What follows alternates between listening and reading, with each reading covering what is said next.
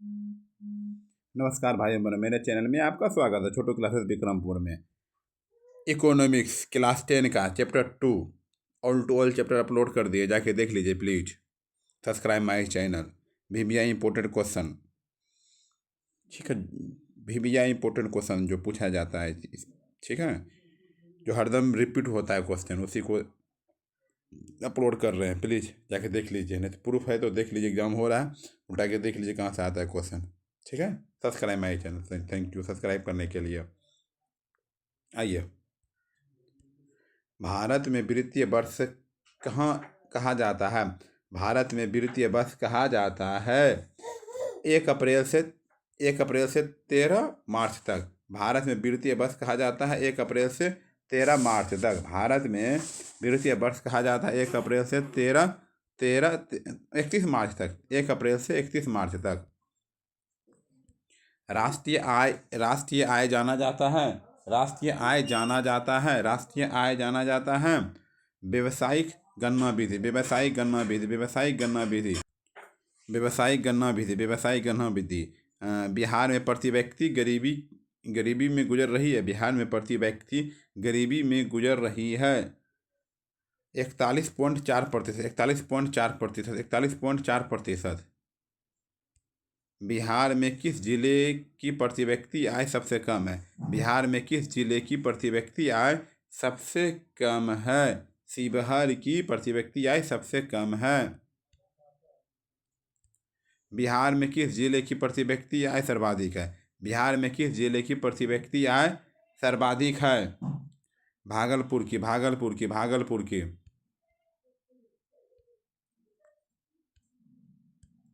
वास्तविक राष्ट्रीय आय वार्षिक शुद्ध उत्पादन का वह भाग है जिसका उस वर्ष में प्रत्यक्ष रूप में उपभोग किया जाता है। राष्ट्रीय आय की वह परिभाषा किसने दी?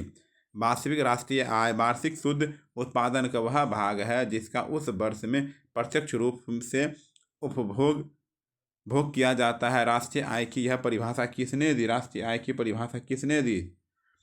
फिशर ने दी। फिशर ने दी। फिशर ने दी। फिशर ने दी। राष्ट्रीय आय का अर्थ है। राष्ट्रीय आय का अर्थ है, बताइए। राष्ट्रीय आय का अर्थ है उत्पादन के साधनों किया। उत्पादन के साधनों किया। उत्पादन के साधनों किया। बिहार की अर्थव्यवस्था में प्राथमिक क्षेत्र का मुख्य अंग है। बिहार की अर्थव्यवस्था में प्राथमिक क्षेत्र का मुख्य अंग है कृषि है। क्या है? कृषि है। कृषि है।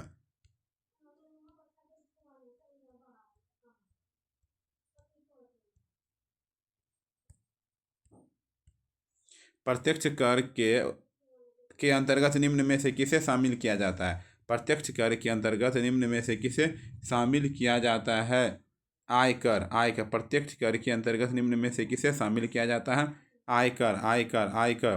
बिहार के किस जिले का प्रति व्यक्ति आय सर्वाधिक है? प्रति व्यक्ति आय सर्वाधिक है पटना। पटना का सर्वाधिक है। प्रति व्यक्ति आय पटना का सर्वाधिक है। योजना काल में भारत की औसत वार्षिक विकास दर रही है। योजना काल में भारत की औसत वार्षिक विकास दर रही है।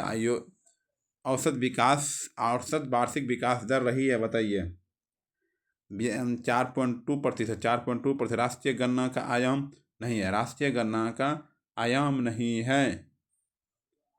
मौद्रिक उत्पादन। मौद्रिक उत्पादन। मौद्रिक उत्पादन। मौद्रिक उत्पादन। मौद्रिक उत्पादन। बिहार की आय में सर्वाधिक योगदान होता है। बिहार की आय में सर्वाधिक योगदान होता है। बिहार की आय में सर्वाधिक योगदान होता है सेवा क्षेत्र का। सेवा क्षेत्र का। दादा भाई नेहरू ने सर्वप्रथम राष्ट्रीय आय का अनुमान कब लगाया था?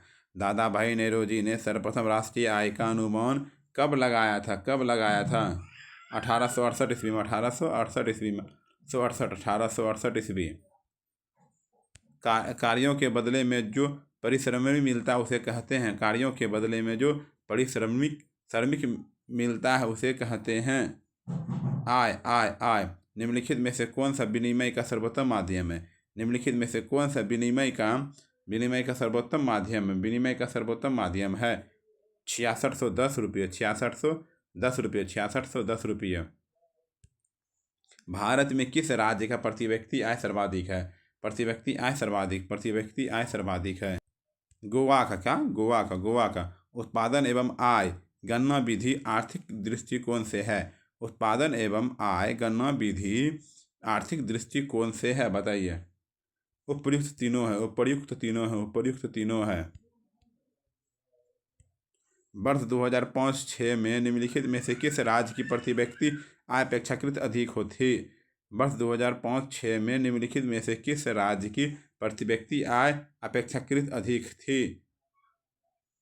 महाराष्ट्र की।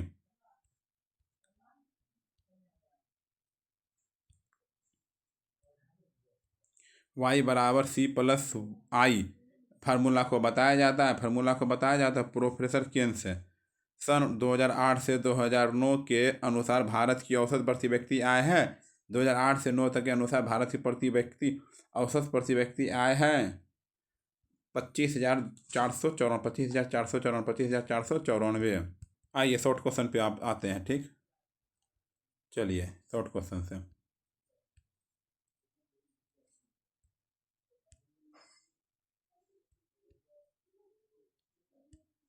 आय से आप क्या समझते हैं? जब कोई व्यक्ति शारीरिक अथवा मानसिक कार्य करता है,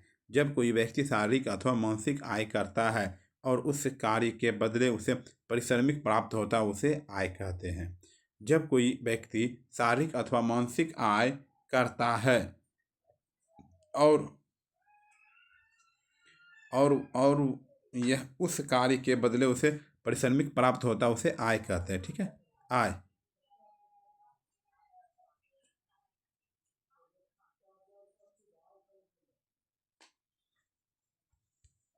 प्रति व्यक्ति आय क्या है? प्रति व्यक्ति आय क्या है? जब किसी देश की कुल आय में कुल जनसंख्या से भाग देने पर जब किसी देश की कुल आय में कुल जनसंख्या से भाग देने पर जो परिणाम आता है उसे प्रति व्यक्ति आय कहते हैं। इसे औसत आय भी कहा जाता है। राष्ट्रीय आय किसे कहते हैं? वर्ष भर में किसी देश में अर्जित आय की कुल मात्रा को राष्ट्रीय आय कहते हैं। वर्ष भर में किसी देश में अर्जित आय की कुल मात्रा को राष्ट्रीय आय कहा जाता है। इसमें देश में उत्पादित वस्तुओं एवं सेवाओं का मूल्य शामिल किया जाता है।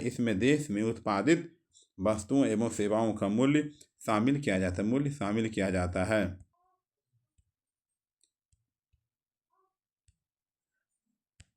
बिहार में प्रति व्यक्ति आय निम्न होने का क्या कारण है? बिहार में प्रति व्यक्ति आय निम्न होने का कारण है बचत का निम्न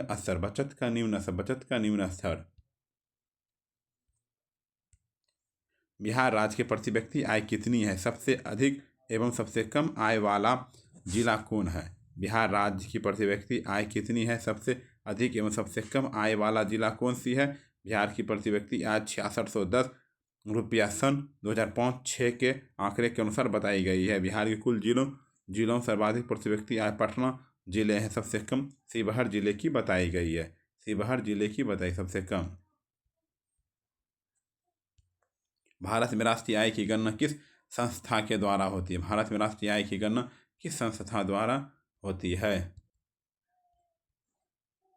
भारत में राष्ट्रीय आय की गणना सन 1954 के बाद से भारत सरकार द्वारा स्थापित एक संस्था केंद्रीय सांख्यिकी संगठन द्वारा की जाती है। यह संस्था नियमित रूप से राष्ट्रीय आय के आंकड़े प्रकाशित करती है। भारत में राष्ट्रीय आय की गणना सन 1954 के बाद से भारत सरकार द्वारा स्थापित एक संस्था केंद्रीय सांख्यिकी संगठन द्वारा की जाती है। यह संस्था नियमित रूप से राष्ट्रीय आय के आंकड़े प्रकाशित करती है। भारत में सर्वप्रथम राष्ट्रीय आय की गणना कब और किसके द्वारा की गई? भारत में सर्वप्रथम राष्ट्रीय आय की गणना कब और किसके द्वारा की गई है? भारत में सर्वप्रथम राष्ट्रीय आय की गणना 1868 ईस्वी में दादा भाई नौरोजी द्वारा की गई है। भारत सर्वप्रथम राष्ट्रीय आय की गणना 1868 ईस्वी में दादा भाई नौरोजी द्वारा की गई है। इनकी पुस्तक property and un British rule in India में प्रति व्यक्ति आय 20 रुपया बताई गई थी। 20 रुपया बताई गई थी। राष्ट्रीय आय के मापन में आने वाले विभिन्न कठिनाइयों का वर्णन करें। राष्ट्रीय आय के मापन में आने वाले विभिन्न कठिनाइयों का वर्णन करें। राष्ट्रीय आय के मापन में निम्नलिखित कठिनाइयाँ उत्पन्न होती है। निम्नलिखित कठिनाइयाँ उत्पन्न होती है। पर्याप्त एवं विस्तृत आंकड़े की कमी। इस संदर्भ में आंकड़े को कितनी भी शुद्धता से संग्रह किया जाए, इसमें कुछ त्रुटि अवश्य देखने को मिलती है। देश जितना ही पिछड़ा हो, उसके साथ यह समस्या उतनी ही अधिक होती है, उतनी ही अधिक होती है। दोहरी गणना की संभावना। किसी अर्थव्यवस्था के अंतर्गत एक ही आय को की 2 बार गणना कर ली जाती है। जैसे एक व्यक्ति की मासिक आय 50,000 रुपये है और वह अपने नौकर को 2,000 रुपये देता है, तो यहाँ उसकी एवं उसके नौकर की आय को अलग अलग जोड़ना दोहरी गणना की संभावना है। तीसरा नंबर, मौद्रिक विनिमय प्रणाली का अभाव। किसी देश की अर्थव्यवस्था में ऐसी बहुत सारी वस्तुओं का समावेश है जिसका विनिमय मुद्रा के द्वारा नहीं होता है। कुछ वस्तुओं के उत्पादन स्वयं भी उपयोग कर लेते हैं या वस्तुओं के बदले दूसरी वस्तुओं को प्राप्त कर लेते हैं। ऐसी स्थिति में आय के मापन में समस्या उत्पन्न होती है। प्रति व्यक्ति आय और राष्ट्रीय आय। प्रति व्यक्ति आय और राष्ट्रीय आय में अंतर स्पष्ट करें। प्रति व्यक्ति आय किसी देश के नागरिकों की औसत आय है। कुल राष्ट्रीय आय में कुल जनसंख्या से भाग देने पर जो भागफल आता है प्रति व्यक्ति आय कहते हैं। इस प्रकार प्रति व्यक्ति आय की धारणा राष्ट्रीय आय के जुड़ी होती है। वर्ष भर में किसी देश में अर्जित आय की कुल मात्रा की राष्ट्रीय आय कहा जाता है। राष्ट्रीय आय कहा जाता है। इसमें देश में उत्पादित वस्तुओं एवं सेवाओं का मूल्य शामिल किया जाता है। राष्ट्रीय आय में वृद्धि होने पर प्रति व्यक्ति आय में भी वृद्धि होती है। यदि राष्ट्रीय आय की तुलना में जनसंख्या की वृद्धि दर अधिक है तो प्रति व्यक्ति आय घट जाएगी। केंद्रीय सांख्यिकी संगठन से केंद्रीय सांख्यिकी संगठन के क्या कार्य हैं? भारत में सांख्यिकी विभाग के अंतर्गत केंद्रीय सांख्यिकी गठन राष्ट्रीय आय के आकलन के लिए उत्तरदायी है। भारत में सांख्यिकी विभाग के अंतर्गत केंद्रीय सांख्यिकी संगठन राष्ट्रीय आय के आकलन के लिए उत्तरदायी है। इस कार्य में राष्ट्रीय प्रतिवर्ष सर्वेक्षण संगठन केंद्रीय सांख्यिकी संगठन को सहायता करता है। आइए लॉन्ग क्वेश्चन।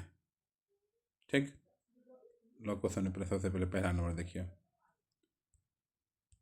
स्वतंत्रता प्राप्ति के पश्चात भारत सरकार ने कब और किस उद्देश्य से राष्ट्रीय आय समिति का गठन किया? स्वतंत्रता प्राप्ति के पश्चात भारत सरकार ने अगस्त 1949 ईस्वी में प्रोफेसर PC महालनोबिस की अध्यक्षता में एक राष्ट्रीय आय समिति का गठन किया था। राष्ट्रीय आय समिति के गठन के निम्नलिखित उद्देश्य थे। देश की वास्तविकता आर्थिक स्थिति का पता लगाना,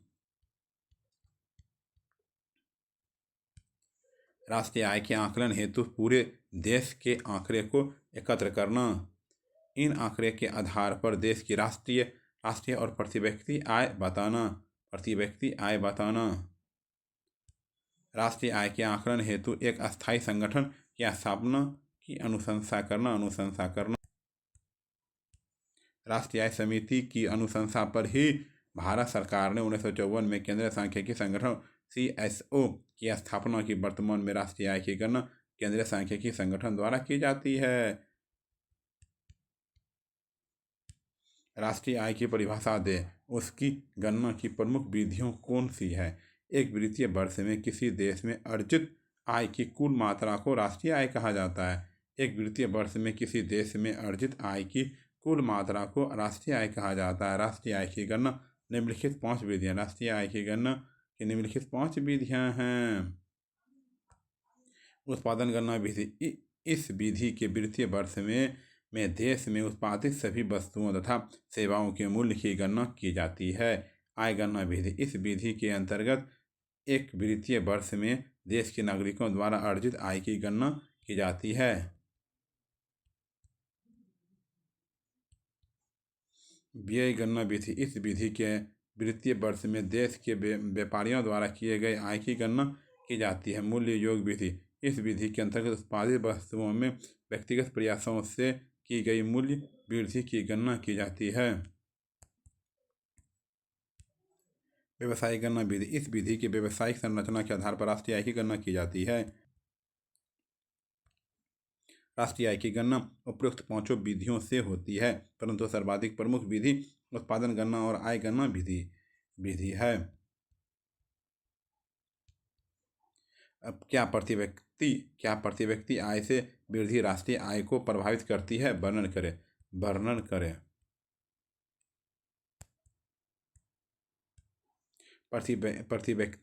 प्रति व्यक्ति आय से वृद्धि राष्ट्रीय आय को निश्चित रूप से प्रभावित करती है। राष्ट्रीय आय को देश की कुल जनसंख्या से भाग देने पर जो भागफल प्राप्त होता है उसे प्रति व्यक्ति आय कहा जाता है। जब प्रति व्यक्ति आय में वृद्धि होती है तो राष्ट्रीय आय में भी वृद्धि होती है, परंतु यह तभी संभव है जब जनसंख्या वृद्धि दर राष्ट्रीय आय में वृद्धि दर से कम हो। यदि जनसंख्या वृद्धि दर अधिक